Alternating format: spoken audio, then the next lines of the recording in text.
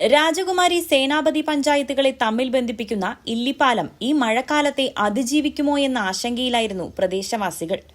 Road BM&BC നിലവാരത്തിൽ നവീകരിച്ചിട്ടും കാലപ്പഴക്കം ചെന്ന പാലം പുനർനിർമ്മിക്കാത്തതിനെതിരെ വലിയ പ്രതിഷേധം ഉയർന്നിരുന്നു.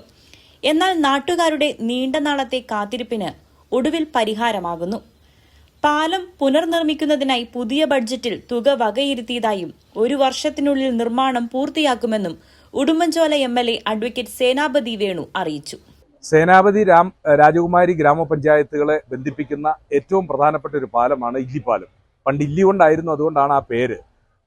ഇപ്പോൾ ആ പാലം വളരെ ദുർബലമാണ് എന്ന് മാത്രമല്ല, പുതുതായി മുരിക്കുംതൊട്ടിയിൽ നിന്ന് ചോരക്കാലിപ്പടി വരെയുള്ള റോഡ് BMBC നിലവാരത്തിൽ വന്നപ്പോൾ ഈ പാലം ഒരു വലിയ പ്രതിസന്ധി തടസ്സമായിട്ട് നിൽക്കുന്നു. ഏതായാലും ഈ ബജറ്റിൽ അതിനാവശ്യമായ പ്രൊവിഷൻ അനുവദിച്ചിട്ടുണ്ട്.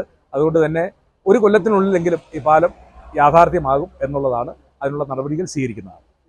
കുടിയേറ്റ കാലത്ത് രാജകുമാരി സേനാപതി പഞ്ചായത്തുകളെ തമ്മിൽ ബന്ധിപ്പിച്ചുകൊണ്ട് പന്നിയാർ പുഴയ്ക്ക് കുറുകെ നിർമ്മിച്ചതാണ് ഇല്ലിപ്പാലം. പതിറ്റാണ്ടുകൾ പഴക്കമുള്ള ഈ പാലം ഇന്ന് അതീവ അപകടാവസ്ഥയിലാണ്. 2 പഞ്ചായത്തുകളിലെയും ജനങ്ങൾക്ക് ഉടുമ്പൻചോല താലൂക്ക് ആസ്ഥാനത്തേക്ക് എത്തിച്ചേരാനുള്ള എളുപ്പമാർഗമാണ് മുരിക്കുംതൊട്ടി വട്ടപ്പാറ മേലെ ചെമ്മണ്ണാർ ഉടുമ്പൻചോല റോഡ്. ഈ പാതയിലെ പ്രധാന പാലമാണിത്. 2022-23 സാമ്പത്തിക വർഷത്തെ ബഡ്ജറ്റിൽ 10 കോടി രൂപ വകയിരുത്തി പൊതുമരാമത്ത് വകുപ്പ് റോഡിന്റെ നവീകരണ പ്രവർത്തനങ്ങൾ പൂർത്തിയാക്കിയിരുന്നു. ഇതോടെ വലിയ ഭാരവാഹനങ്ങളുടെ കടന്നുവരവും വർദ്ധിച്ചു. എന്നാൽ റോഡ് വികസിച്ചപ്പോഴും ഈ പഴയ പാലം മാത്രം പുനർനിർമ്മിക്കാൻ അധികൃതർ തയ്യാറായിരുന്നില്ല. റോഡ് BM&BC നിലവാരത്തിലേക്ക് ഉയർന്നതോടെ ഈ ഇടുങ്ങിയ പാലം വലിയൊരു യാത്രാ തടസ്സമായി മാറിയിരുന്നു. 2022 പൊതുമരാമത്ത് വകുപ്പ് പരിശോധന നടത്തി 2.37 കോടി രൂപയുടെ പദ്ധതി സമർപ്പിച്ചെങ്കിലും ഫണ്ട് അനുവദിക്കുന്നത് നീണ്ടുപോയി.